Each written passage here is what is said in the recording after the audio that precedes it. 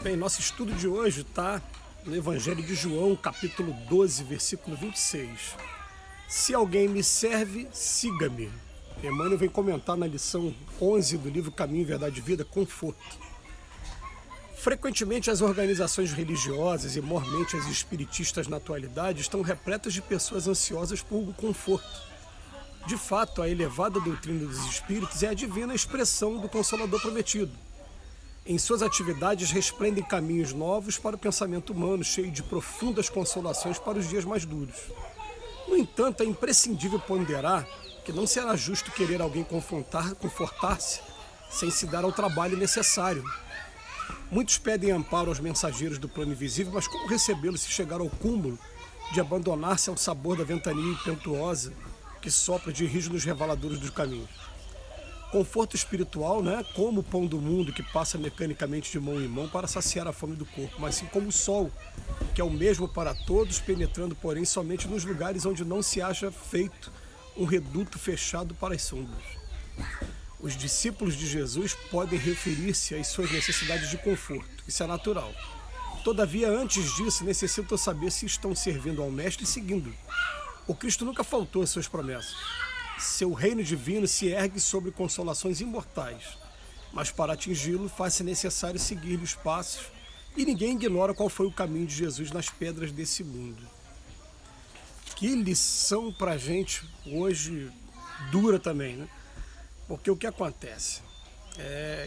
A primeira frase dele: frequentemente as organizações religiosas e mormente até as nossas espiritistas estão repletas de pessoas ansiosas por um conforto.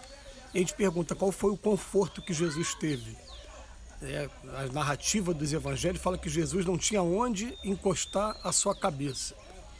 Jesus, o tempo todo ele falando, se você chegar num lugar e aquele lugar for digno de recebê-lo, você chega naquele lugar, saúda a todos, leva boa nova, mas se não for digno, sacode a poeira das sandálias, e isso simbolicamente significa: não guarda mágoa, não guarda ressentimento, não guarda nada disso, e vá para outro lugar, que vai ter vários outros lugares que vão estar preparados para estar recebendo essas informações. Mas quando ele vem falar de conforto, ele vem falar das várias pessoas que estão conhecendo agora o Evangelho, os trabalhos do bem, os trabalhos voltados para assistência, e ainda condicionando esse trabalho a uma série de fatores. Eu só vou se eu for de carro, eu só vou se o carro tiver ar-condicionado, eu só vou prestar esse determinado serviço se for no horário tal, e cada um querendo adaptar as atividades às suas particularidades sem observar o coletivo. Eu vou confessar para vocês que eu tenho sempre uma preocupação muito grande de, na hora de fazer qualquer reunião de trabalhadores ou reunião de diretoria da minha casa, eu até falei isso recentemente, gente, eu pedindo aos companheiros, falando assim: faz o seguinte, ó, eu peço na minha oração com toda a força do meu coração para que não deixe o meu personalismo falar mais alto, que seja feita naquele momento a observação da necessidade do coletivo, da necessidade da casa, e não a minha necessidade. Eu vi agora recentemente de um companheiro ele falando assim: não, na minha opinião, sábado e domingo é para a família, não é para as tarefas espíritas.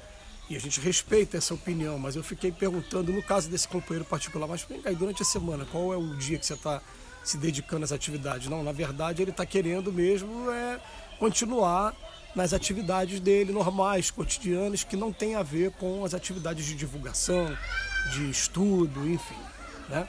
E a gente respeita, porque a gente tem que respeitar o momento de cada um, mas tem que começar a observar, antes de fazer uma crítica a um outro companheiro, e em nós mesmos, como é que fica a nossa situação, né? A gente está agora numa fase de retorno das nossas atividades, depois desse largo período que a gente ficou afastado por conta da pandemia, e está percebendo que como é que você vai convencer pessoas a começar a frequentar a casa espírita de novo, depois que elas descobriram que pode agora assistir reunião pública sentado na privada, em casa, tomando banho, na própria cama, no sofá. E outra coisa, não precisa nem assistir no horário que a reunião está marcada, porque ela fica gravada online, então a pessoa perdeu o horário, depois eu assisto, eu vou lá. Então esse comodismo todo, e que aqui vem falando, né, conforto, Como é que a gente vai fazer agora para convencer a pessoa de que não existe nada melhor do que o ambiente da nossa casa, que é um ambiente já preparado pelos espíritos em matéria de proteção, é um ambiente de tratamento. Então, todas as vezes que eu chego na minha casa espírita, e não só na minha casa espírita, mas como eu tive oportunidade, por exemplo, de essa semana ir numa cantata de Natal na igreja presbiteriana, quando você entra naquele ambiente, você sente a diferença vibracional. Por quê? Porque os espíritos estão tanto lá como aqui, preparando aquele ambiente, porque naquele ambiente vai ser feito o quê? Vai ser trazido o Evangelho de Jesus. Então, independente da religião que você está, se aquela religião está alicerçada mesmo nos valores cristãos, nos valores morais, esse ambiente é preparado. Mas o conforto agora é o grande problema. E a gente vai vendo o seguinte, né? Jesus andava a pé ou no lombo de algum animal daquela região em que ele pertenceu, que ele viveu naquela época. E sol de meio-dia que a gente nem consegue imaginar. Eu, por exemplo, estou fazendo esse vídeo agora daqui do Ceará, do sertão do Ceará. Aqui o calor é muito grande, né? Mas você consegue imaginar como é que era na época do Cristo, lá naquela região de Jerusalém mesmo, como é que é até os dias de hoje, que é uma região que durante o dia faz muito calor e à noite faz muito frio. E Jesus estava ali, ó, de pé, o tempo todo pronto para qualquer atividade. Lembro de companheiros maravilhosos que eu tomo como referência, que nunca sequer aprenderam a dirigir o carro, ou não tiveram interesse em aprender a dirigir o carro, e aceitam fazer palestras, assumem fazer palestras, cursos, em lugares, muitas vezes lugares perigosos, lugares dominados pelo tráfico de droga lá no Rio de Janeiro, e fazem um trabalho tranquilamente. Teve um dia que até uma companheira falando na palestra dela, falando, não, eu fui fazer uma palestra numa região assim, que é uma região de tráfico, e chamei uma pessoa para me fazer companhia. Ela falou, não, mas lá não é região de tráfico, lá é perigoso e tal. Falou, não, então, eu não quero mesmo que você venha comigo, então, porque do jeito que você está pensando aí que você vai atrair coisa ruim toda pra gente, porque o pensamento ele cria um imã, ele atrai essas situações pra gente, né? Então eu prefiro mesmo ir sozinho. E a pessoa está trabalhando o tempo todo não medindo esforços, porque quando a gente resolve mesmo entrar no trabalho, não existe essa coisa de medir esforços, de distância. Ah, são 5 horas de distância, são 10 horas de distância. A caravana Leopoldo Machado, lá do Centro Espírita Leon Denis, faz trabalhos que começaram aqui pelo interior do estado do Rio, e hoje já vão até a região sul, já vai para Minas, para Pains, vai para São Paulo, para Piquete, Lorena, já há muito tempo, e está fazendo viagens quase que no Brasil todo, em breve vai estar no Brasil todo, sem medir esforços, sem ter essa coisa do conforto. Até porque o Dr. Hermo uma vez deu um puxão de orelha, eu estava presente, ele falou assim, ó, vocês não estão indo para essas viagens para passeio, para lazer. Então, vamos acabar com essa coisa de, não, eu tenho que fazer o trabalho, mas me dá tempo de ir não sei aonde para tirar foto, para fazer um veraneio. Não, vocês não estão aqui para isso. Você consegue imaginar Jesus na época com os discípulos indo para determinados lugares ainda querendo fazer veraneio? Não é isso.